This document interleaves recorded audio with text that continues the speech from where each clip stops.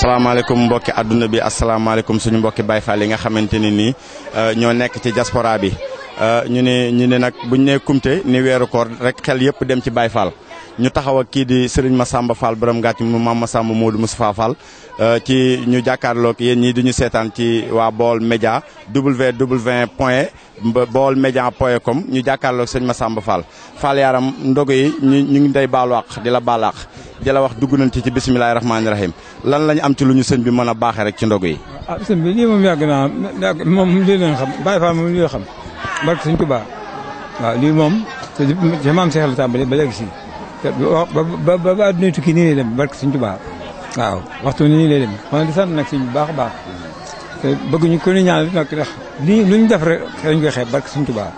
lu ñu def rek xeeb nañ ko barke maam Cheikh ñu ñaan lu gën a man daal lu ne barke sëñ Tuubaa. mbokki taalibe yi nga xam ne ñoom dañoo nekk bitim réew nga xam ne ñoom ci internet bi la ñuy suivre lii nga xam ne moom la ñuy def bu sëñ bi amoon soññi bu mu leen di jox lan la leen di wax. ok ñoom dama xam ñu ngi ci ndax gis naa leen dem naa fa dem naa bitim réew ñaari yoon ba ñett ba ñeent gis naa leen xam naa seen pasteur barke maam Cheikh Fall waxtu ni ñu ngi ci seen pasteur wallahi asim du jaaxaan waaw boo leen seet ba mu da ngay defe ni kii waa kenn mënu leen barke maam Cheikh ñu ngi ci daay rëy ñu ngi ci leen waaw loolu lañu ñu taal yëpp sëñ bi lu ne ñu ngi ci barke suñ Tuubaa di ñaanal nag di soññ di soññ sama bopp. jërëjëf Fall xanaa kon ñuy ñaanal sëñ bi moom mu yàgg fi te wér ñu ànd ceeg seen Baol Média mi nga xamante ne nii tey moom moo teewal nit ñi fii ci ndogu yi Baye Fall yi nga xam ne at mu jot nii lañ koy baaxoo di defee duñ def lu dul nag ànd ak ñi nga xamante ne nii ñoom ñooy sikar si ak bool yi nga xam ne moom lañ yenu jëmale ko fee ci kër Serigne Cheikh Jëmb Fall di kër xalif général des Baye Fall duñ def lu dul àgg foofu nag ñu xool nan la mbir mi demee.